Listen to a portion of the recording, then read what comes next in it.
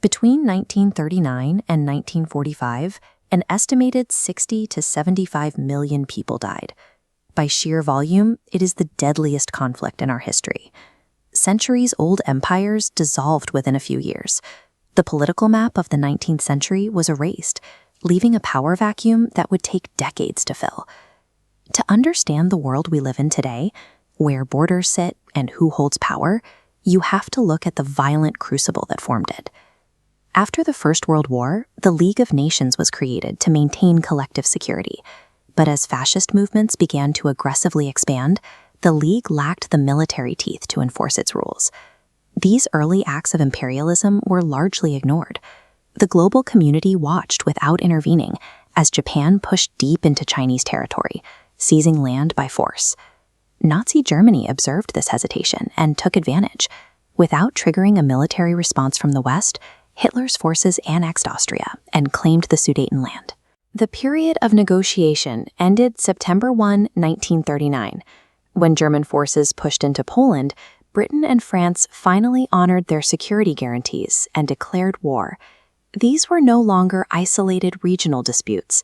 Because of the web of defensive alliances and the Tripartite Pact, a spark in Poland now had a direct path to ignite a global conflict. Germany utilized blitzkrieg tactics, coordinated strikes of tanks and aircraft, to overrun Denmark, Norway, Belgium, and France in just a few weeks. In 1941, the scale of the fighting expanded massively.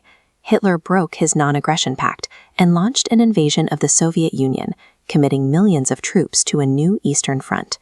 Simultaneously, Japan launched a wave of attacks on American and British territories in the Pacific. The surprise strike on Pearl Harbor forced the United States out of neutrality and into the war. By the end of 1941, the transition was complete.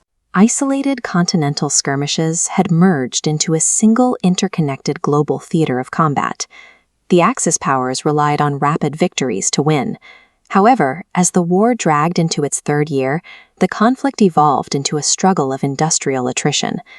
The United States became the primary supplier for the Allied cause, eventually manufacturing roughly 2/3 of all the munitions used against the Axis. In the Soviet Union, the German army was halted by brutal winter conditions and a massive mobilization of Soviet manpower. Following the Battle of Stalingrad, the Axis began a slow, continuous retreat.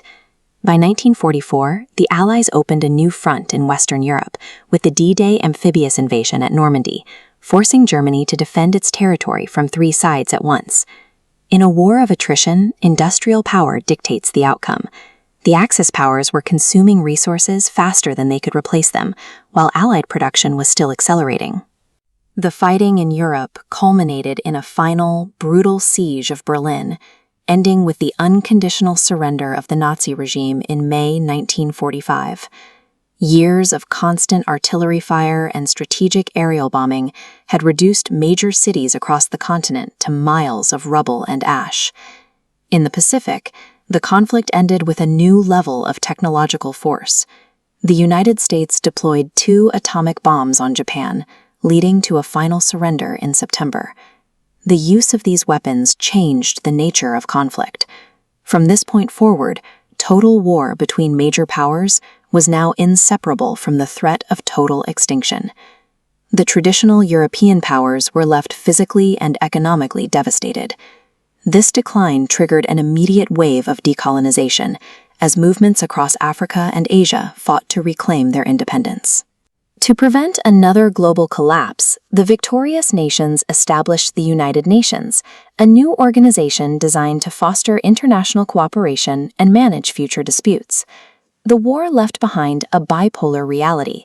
The United States and the Soviet Union emerged as the only remaining superpowers, and they divided the world into 2 competing spheres of influence. This divide was formalized through NATO and the Warsaw Pact. Almost immediately, the world transitioned from a hot war of tanks and artillery into the ideological standoff of the Cold War. World War II served as the blueprint for our current reality.